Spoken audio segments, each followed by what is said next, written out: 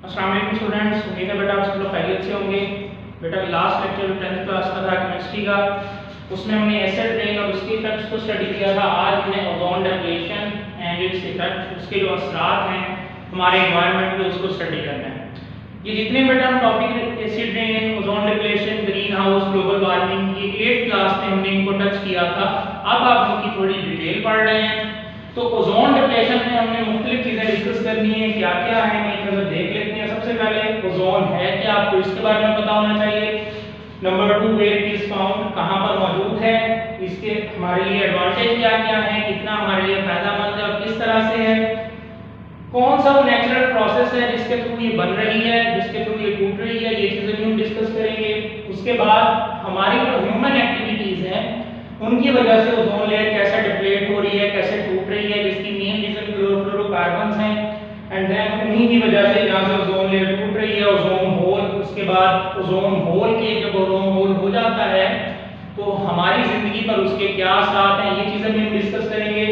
और लास्ट पे इसी टॉपिक से रिलेटेड एक टेस्ट योरसेल्फ है, उसको भी हमने सॉल्व करना है। तो सबसे पहला जो हमने बात डिस्कस करनी है वो है व्हाट इज ओजोन, ओजोन है क्या। तो ओजोन की जो डेफिनेशन की जाती है वो की जाती है it is an allotropic form of oxygen. Oxygen की ये एलोट्रॉपिक फॉर्म है। एलोट्रॉपिक बेटा आप लोगों ने एलोट्रॉपिक वर्ड 9th क्लास में पढ़ा है। एलोट्रॉपिक कहते हैं एक ही हमारे पास एलिमेंट है जो मुख्तलिफ फॉर्म में एग्जिस्ट करता है तो वो एलोट्रॉप्स उसके कहलाते हैं। हमने उसकी एग्जांपल देखी थी, जैसे सल्फर की हमने बात की थी, S4 फॉर्म में भी होता है, S8 में भी होता है। इसी तरह से जब आप ऑक्सीजन को देखते हैं तो वो मोनोएटॉमिक फॉर्म में भी मौजूद है, डाइएटॉमिक फॉर्म में भी मौजूद है और ट्राइएटॉमिक फॉर्म में भी मौजूद है। तो ऑक्सीजन का जो ये ट्राइएटॉमिक वाला एलोट्रॉप है इसको हम ओजोन कहते हैं। अब ये ट्राइएटॉमिक जो एलोट्रॉप ऑक्सीजन का बन रहा है ये किस तरह से बनता है, जब मोनोएटॉमिक ऑक्सीजन और डाइएटॉमिक ऑक्सीजन हमारे एनवायरनमेंट में रिएक्ट करते हैं तो ये ओजोन में कन्वर्ट हो जाते हैं। आपसे पूछा जाए व्हाट इज ओजोन, ओजोन क्या है, आप बताएंगे it is an allotropic form of oxygen. Oxygen की एलोट्रॉपिक फॉर्म है, उसमें क्या होता है ट्राइएटॉमिक ऑक्सीजन हमारे पास मौजूद होता है। वो बनती किस तरह से, जब मोनोएटॉमिक और डाइएटॉमिक ऑक्सीजन का आपस में रिएक्शन होता है तो हमारे पास ट्राइएटॉमिक ऑक्सीजन जिसे हम ओजोन कहते हैं उसकी फॉर्मेशन हो जाती है। नेक्स्ट चीज बेटा, वेयर इट इज फाउंड, कहां पाई जाती है। ओजोन लेयर बेटा ओवरऑल पूरे हमारे एटमॉस्फेयर में मौजूद है। अगर हम कहें तो हमारी जो सरफेस है, जमीन की सतह है, यहां पर भी ओजोन मौजूद है और यहां पर वो हमारे लिए पोल्यूटेंट है, यहां पर हमारे लिए फायदेमंद नहीं है। लेकिन ओजोन की जो मैक्सिमम कंसंट्रेशन है, सबसे ज्यादा जो ओजोन है वो स्ट्रेटोस्फेयर में पाई जाती है।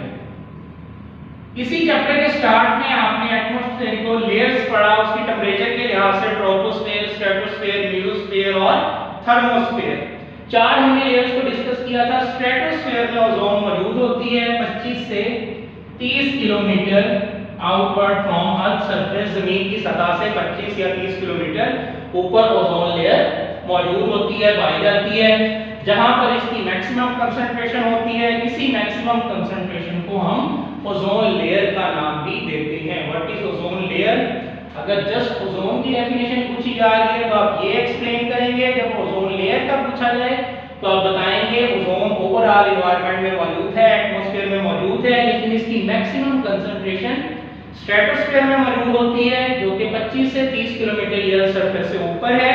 इस जगह को ओजोन लेयर कहा जाता है। इसके बाद बेटा हमने इसका एडवांटेज देखना है कि ओजोन लेयर का हमारे लिए एडवांटेज क्या है, हमें इसका फायदा क्या है। जितनी भी सन से अल्ट्रावायलेट रेडिएशंस आ रही हैं वो हमारे लिए बहुत ज्यादा हार्मफुल है।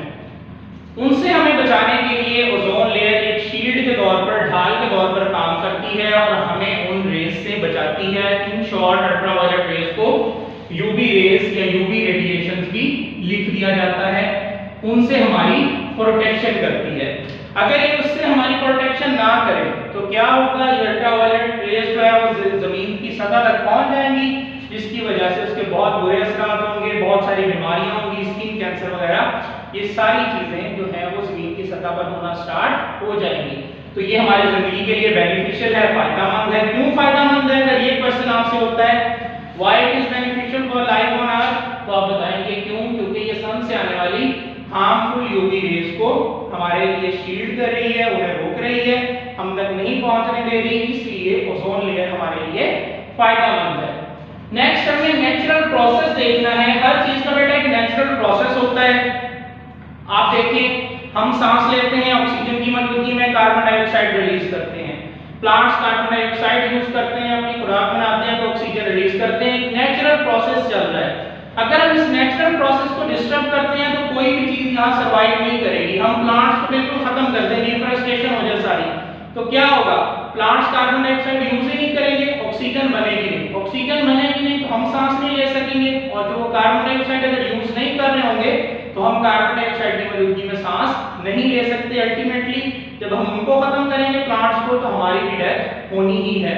तो हर चीज का एक नेचुरल प्रोसेस है। अगर वो उस नेचुरल वे में चल रही है तो ठीक है, लेकिन अगर उसका वो नेचुरल बैलेंस डिस्टर्ब होता है तो वो खतरे की बात है। अब नेचुरल बैलेंस है किस तरह कि हमारा जो एटमॉस्फेयर है उसमें ओजोन की फॉर्मेशन भी होती है और डीकंपोजिशन भी होती है। इसी चैप्टर के स्टार्ट में जब आप लोगों ने दो लेयर्स को डिटेल से पढ़ा, टोटल 4 हैं, जस्ट 2 को हमने स्टडी किया था, उसमें हमने ओजोन की फॉर्मेशन को भी पढ़ा था और डीकंपोजिशन को भी पढ़ा था। किस तरह से कि जब फॉर्मेशन कैसे होती है, मोनोटॉमिक ऑक्सीजन और डाइएटॉमिक ऑक्सीजन मिलती हैं तो हमारे पास O3 ओजोन बन जाती है।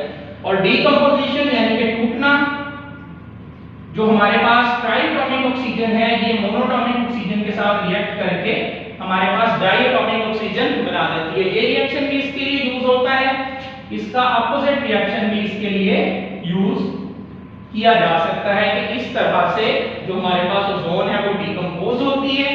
ये दो रिएक्शन उसकी डीकंपोजिशन के हैं और ये रिएक्शन उसकी फॉर्मेशन का है। ये बेटा नेचुरल प्रोसेस है जिसके जरिए ओजोन एनवायरनमेंट में टूट भी रही है, बन भी रही है। जब तक ये सिस्टम चलेगा ओजोन लेयर अपनी जगह पर ठीक रहेगी, हम तक यूवी रेज जो है वो नहीं पहुंचेगी। लेकिन अब आती है खतरे की बात कि अब ओजोन लेयर को जो खतरा है वो किस चीज से है? वो ह्यूमन एक्टिविटीज, हमारी अपनी एक्टिविटीज की वजह से है। बेटा उसमें होता ये है कि हम देखते हैं बहुत सारे ऐसे प्रोडक्ट्स हैं जिनमें क्लोरोफ्लोरोकार्बन और ये सारी चीजें हमारे पास आ जाती हैं। क्लोरोफ्लोरोकार्बन है क्या?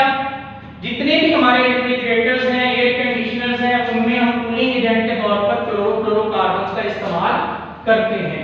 ये क्लोरोफ्लोरोकार्बन जब रेफ्रिजरेटर से, एयर कंडीशनर से लीक होते हैं, एटमॉस्फेयर में जाते हैं तो ये ओजोन को डैमेज करते हैं।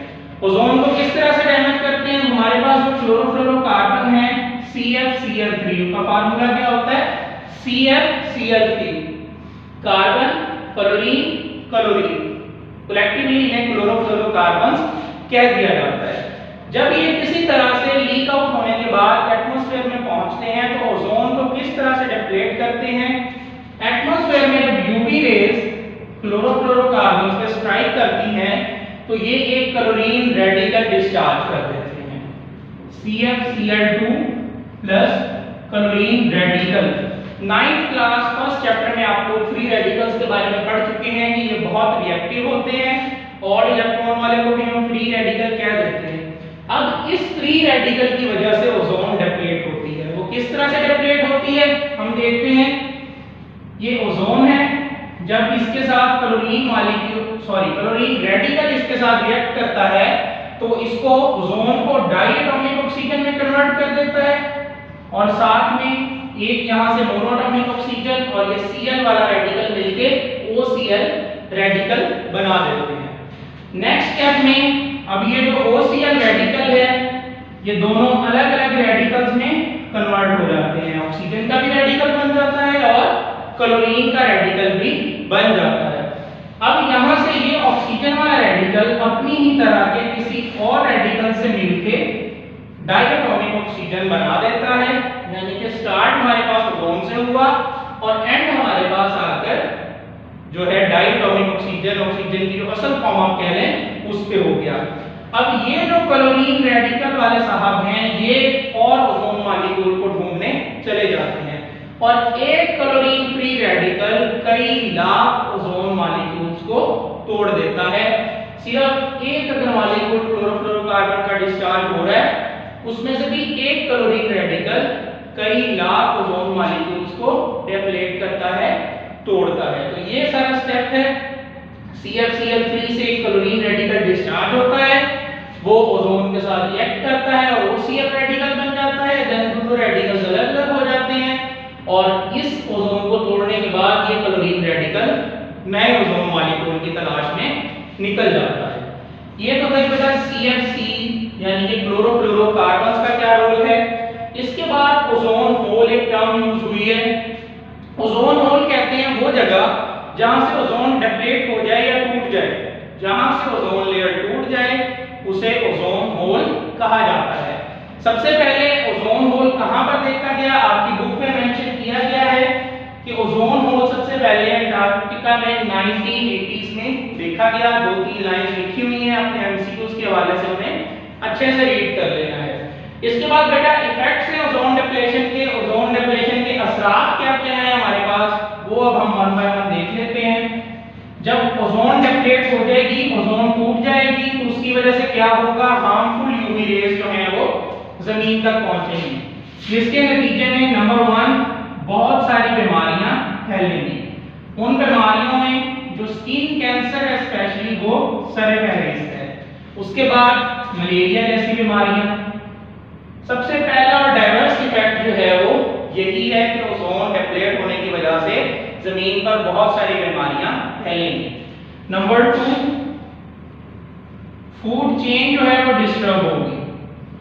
फूड चेन बेटा अगर आप लोगों ने बायो में पढ़ा है इस टॉपिक को तो आप इसे अच्छे से समझते होंगे कि एक चेन चलती आ रही है। जिस तरह से अगर हम देखेंगे कोई चीज है वो ग्रास को खा रही है, ग्रास को एज अपनी फूड इस्तेमाल कर रही है।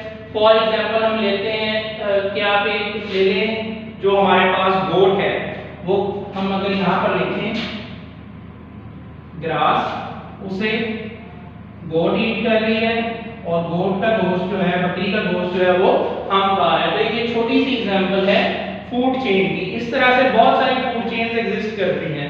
तो जब क्या होगा, यूवी रेडिएशंस आएंगी, वो डैमेज करेगी, वो प्लांट्स को भी डैमेज कर सकती हैं, एनिमल चाहे वो गोट है चाहे हमें भी डैमेज कर सकती हैं। फूड चेन में किसी भी जगह पर कोई भी इंडिविजुअल अगर डैमेज हो गया तो पूरी जो फूड चेन है वो हमारे पास डिस्टर्ब हो जाएगी। इसके बाद बेटा तीसरा जो इफेक्ट है ओजोन डिप्लेशन का वो है क्लाइमेट चेंज। मौसमियाती तब्दीली बहुत ज्यादा आ जाएगी यूवी रेडिएशन की वजह से। अर्थ का टेम्परेचर बहुत ज्यादा बढ़ जाएगा, जिसकी वजह से ग्लोबल वार्मिंग होगी। ग्लोबल वार्मिंग के इफेक्ट्स आप लोग पढ़ चुके हो, जिसमें ग्लेशियर्स पिघलेंगे, फ्लड का खतरा रहेगा, जो साहिली इलाके हैं उनके आप कह लें रहने के काबिल नहीं रहेंगे। तो ये सारे इफेक्ट्स हैं जो सिर्फ और सिर्फ किस वजह से हो रहे हैं, ओजोन डिप्लेशन की वजह से हो रहे हैं। तो ये थे बेटा इसके इफेक्ट्स। इसके बाद हमारे पास टेस्ट योरसेल्फ है जो इसी टॉपिक से बनी हुई है। मुख्तलिफ क्वेश्चंस हैं आपके कंसेप्ट्स को चेक करने के लिए कि आया आपको अच्छे से ये टॉपिक समझ आ चुका है या कि नहीं। हम उन क्वेश्चन को वन बाय वन देख लेते हैं। सबसे पहला क्वेश्चन टेस्ट योरसेल्फ 14.4 पेज 131 पे दी गई है। इसमें कहा गया है justify ozone is beneficial for human kind. आपने जस्टिफाई करना है ओजोन हमारे लिए फायदेमंद है। जब हमने उसका एडवांटेज देखा था तो वहां पर हमने ये चीज स्टडी की थी क्यों हमारे लिए फायदेमंद है कि सन से जो हार्मफुल यूवी रेज आ रही हैं उनको ये हम तक पहुंचने नहीं देती, उन्हें रोक लेती है। तो बेटा इसका प्रॉपर आंसर जो आपको मिलेगा वो पेज 129 पर ओजोन डिप्लेशन का सेकंड पैराग्राफ की थर्ड लाइन में आएंगे। This layer surrounds the globe and protects earth like a shield. यहां से स्टार्ट करके इसी पेज के एंड पर beneficial for the life on earth, यहां तक इस क्वेश्चन का आंसर आप लोग राइट करेंगे। नेक्स्ट क्वेश्चन है why ozone is depleting in atmosphere. Ozone atmosphere में क्यों टूट रही है? उसकी रीजन हमने देखी CFC क्लोरोफ्लोरोकार्बन्स की वजह से ओजोन जो है वो एटमॉस्फेयर में टूट रही है। पेज 130 पे बेटा जो क्लोरोफ्लोरोकार्बन वाला पैराग्राफ है, सेकंड पैराग्राफ वो आप लोग इसमें राइट करेंगे, बताएंगे वो किसी ना किसी तरह से एटमॉस्फेयर में लीक हो जाते हैं, पहुंच जाते हैं और ओजोन को डिप्लेट करते हैं। थर्ड क्वेश्चन क्वेश्चन है what do you mean by ozone hole. Ozone hole का क्या मतलब है? हमने भी पढ़ा कि जिस जगह से ओजोन लेयर डिप्लीट हो जाए उसे हम ओजोन होल कहते हैं। इसका आंसर भी 130 पेज पर ये इटैलिक में बेटा डेफिनेशन लिखी हुई है, जहां पर इफेक्ट्स लिखे हैं उसी से एक पैराग्राफ ऊपर आप देखेंगे, the reason in which ozone layer depletes is called ozone hole. वो इलाका, वो हिस्सा जहां से ओजोन लेयर टूट जाए उसे ओजोन होल कहते हैं। और लास्ट क्वेश्चन है where the ozone layer is found. Ozone layer कहां मौजूद होती है? हमने स्टार्ट में डिस्कस किया ओवरऑल सारे एनवायरनमेंट में मौजूद है, लेकिन ज्यादा इसकी कंसंट्रेशन स्ट्रेटोस्फीयर में जमीन की सतह से 25 से 30 किलोमीटर ऊपर मौजूद होती है। इसका प्रॉपर आंसर भी 129 पेज पर बेटा जो पहला पैराग्राफ है उसके बाद आप देखिए second, ozone is present through out the atmosphere. यहां से आप स्टार्ट करेंगे about 25 to 30 kilometre away from the earth surface, यहां तक आप इसे राइट करेंगे तो ये आपका प्रॉपर इस क्वेश्चन का आंसर हो जाएगा। तो ये था बेटा आज का हमारा टॉपिक जिसमें हमने सबसे पहले डिस्कस किया ओजोन है क्या, कहां मौजूद होती है, हमारे लिए इसका क्या फायदा है, कौन सा नेचुरल मेथड है जिसके थ्रू इसका बैलेंस कायम है, बन भी रही है, टूट भी रही है, और ह्यूमन एक्टिविटीज क्लोरोफ्लोरोकार्बन्स की वजह से कैसे डिप्लीट हो रही है, और लास्ट में हमने ओजोन होल के बारे में स्टडी किया, देन इफेक्ट्स और एक टेस्ट क्वेश्चन को सॉल्व किया। उम्मीद है बेटा आप लोगों को समझ आ गई होगी। इंशाल्लाह नेक्स्ट लेक्चर में मुलाकात होगी, तब तक के लिए अल्लाह हाफिज।